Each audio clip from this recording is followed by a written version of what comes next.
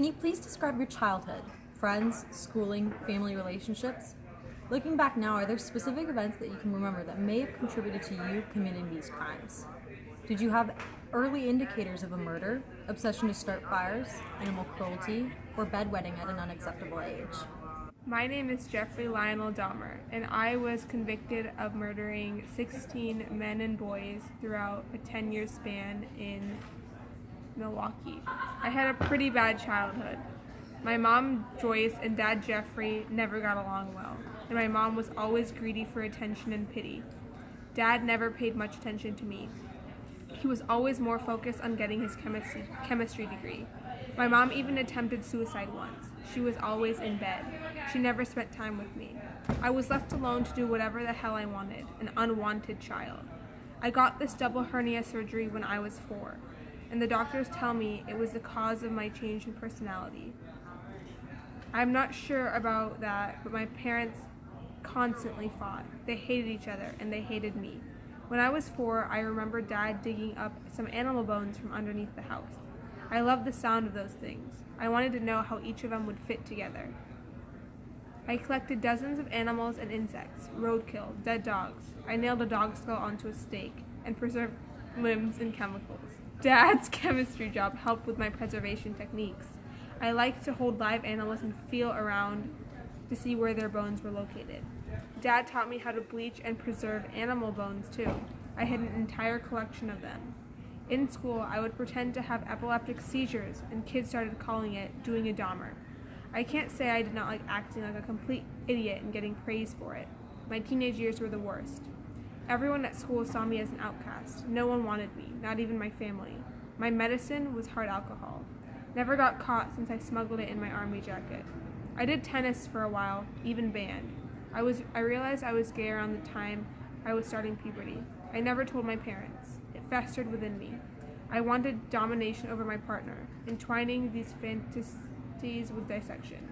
I wanted to do this to a male jogger who often ran past my house. He never came. My parents got divorced, and that's when my life fell apart. Or for me, it was only the beginning. What is the highest level of education that you received? Did you graduate high school? Did you go to college? In high school, the heavy drinking and lack of care really brought my grades down. My parents did get me a counselor and tutor to help me, but it did not do much. I simply did not care about high school. I graduated high school and went on to college at Ohio State.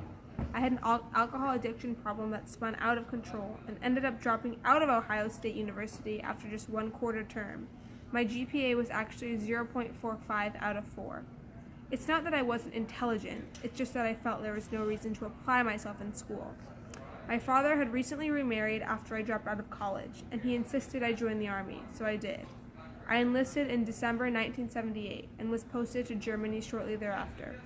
However, my drinking problem persisted, and in early 1981, I was discharged from the Army in honorable terms. Can you give us a description of your work history? After the Army stint, I moved in with my grandmother. My father thought it would be a good idea for me to move in with her, thinking that it could help me get my head set straight. For a time being, I went to church with my grandmother, and I found employment as a phlebotomist at the Milwaukee Plasma Blood Center.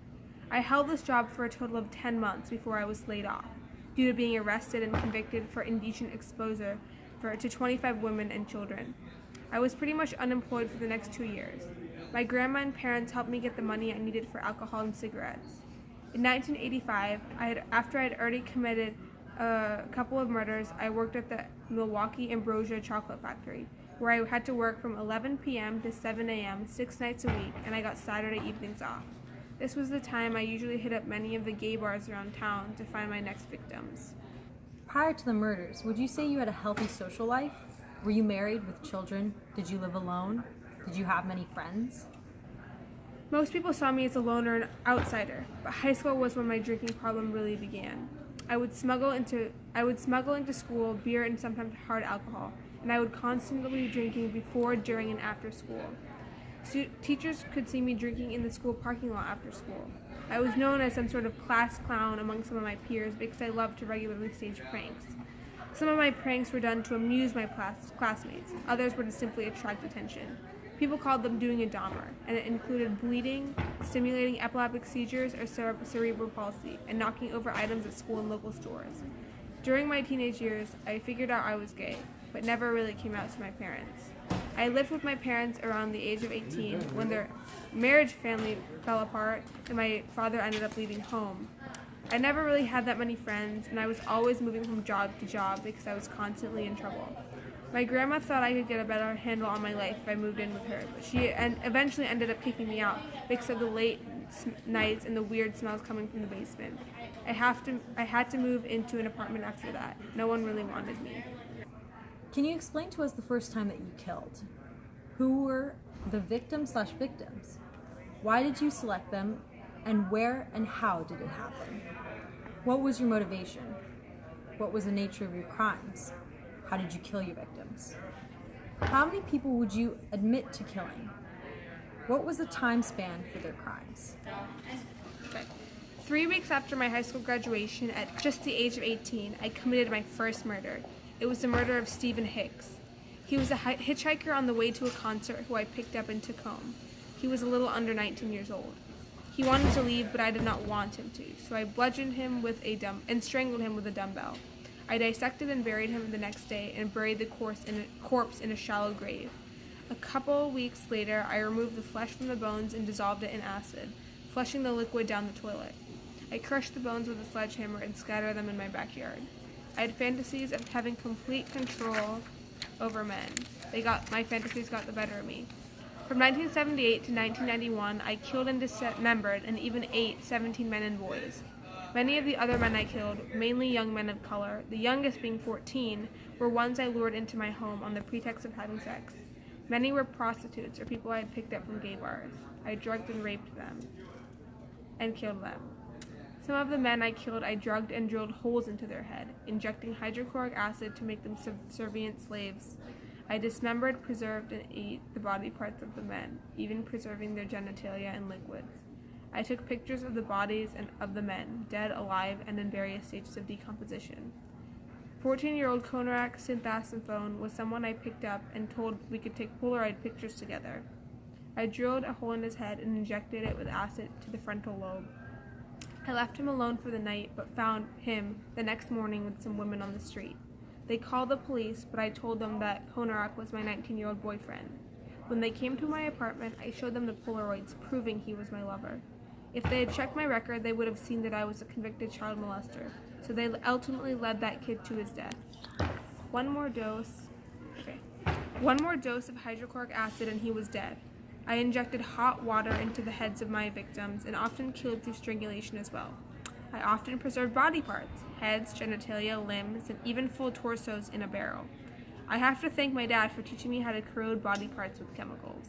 Were you ever diagnosed with a mental disorder? If so, which ones? Did you ever receive treatment? How long were you in treatment? I was never diagnosed with a mental disorder until after I was caught. Some mental health experts thought that my crimes were a result of untreated and undiagnosed borderline personality disorder, necrophilia, schizotypal personality disorder, obsessive-compulsive disorder, alcohol dependence, and a psychotic disorder. Criminal profilers believe that many serial killers leave a signature at the crime scene. Can you explain yours? If so, do you know why you needed to do this? I never really left a signature at the crime scene. All the men and boys I killed, I lured into my home, drugged, raped, and dismembered them there. I would preserve the genitalia and heads of some, but not all. Same with torsos and flesh. I acidified some bodies and preserved around 7 skulls out of the ones I killed. I wanted to be as discreet as possible so I could continue my legacy as the Milwaukee cannibal. However, at one point, I wished nothing more than to just confess. I created this quarter, and it only makes sense that I do everything to put an end to it. Can you describe how you were eventually captured? What specific evidence was used to lead to your arrest? On the 22nd of July, 1991, I approached 3 guys and asked them to come into my apartment, telling them I would pay them $100 to pose for photographs. A guy named Tracy Edwards agreed to come, but noticed the strange smell in my apartment and the hydrochloric acid. I told him I was just cleaning bricks. When I tried to handcuff him, he dissented but then agreed. He kept repeating that I was his friend and that he would not run away. I trusted him and took off the handcuffs, and we went into the living room. That is when he ran out of the door into the police, who came back and arrested me. I knew what was coming and tried to stop the officers when they began to look through my Polaroids. They went through the kitchen and saw the dismembered body parts in the fridge too, which is when they arrested me. During my arrest, I muttered that, for what I did, I should be dead. There was so much evidence in my apartment, the photographs, the decomposing bodies, and it took virtually nothing for the proceedings of the case to begin. All because of damn Tracy Edwards was I stopped. Police found 7 skulls, 4 decapitated heads in the fridge, and my 57-gallon barrel, which had torsos without heads and decomposing body parts. 2 months before my arrest, I was just completely swept along. It was an incessant and never-ending desire to be with someone at whatever cost. Someone really good-looking, someone really nice-looking. It just filled my thoughts all day long. Did you eventually stand trial, or did you take a plea bargain? Were you sentenced to life in prison, or did you receive the death penalty? When are you scheduled to be executed, and how? Starting on July 23, 1991, I was questioned by Detective Patrick Kennedy for a total of almost 60 hours. I admitted everything. I created this mess and needed to stop it. I committed 16 murders in Wisconsin and 1 in Ohio, my first one, Stephen Hicks. I confessed to necrophilia. I confessed to everything. I even told police what I wanted to do with all my decomposing bodies. I wanted a private altar all to myself. I wanted to adorn the skulls and use the complete skeletons, putting incense into the skulls and putting a large globe light in the center. On July 13, 1992, I pleaded guilty but insane to 15 counts of murder. One of them I could not remember killing and was not charged for. I was charged for my 16th murder in Ohio not long after that. The defense argued that I was mentally insane, but the prosecution said that these disorders did not limit my ability to commit these gruesome crimes. I was charged with life imprisonment, with the first year being solitary confinement. The death penalty was not allowed in Wisconsin, so I was sent to the Columbia Correctional Facility in Portage, Wisconsin. I was sentenced to 999 years overall. Hi, I'm reporting on Jeffrey Dahmer's recent death. He was murdered by inmate Christopher Scarver in the Columbia Correctional Facility. According to Scarver, he murdered Dahmer because of his incessant jokes about his murders and because he would make bodies out of his food and drizzle ketchup on them to resemble the bodies that he killed. He ultimately assaulted Scarver with jokes and taunts, which led for Scarver to beat in his head with a metal pole, resulting in the death of Jeffrey Dahmer and 1 other inmate. Christopher Scarver currently is in prison and sentenced to 3 life sentences.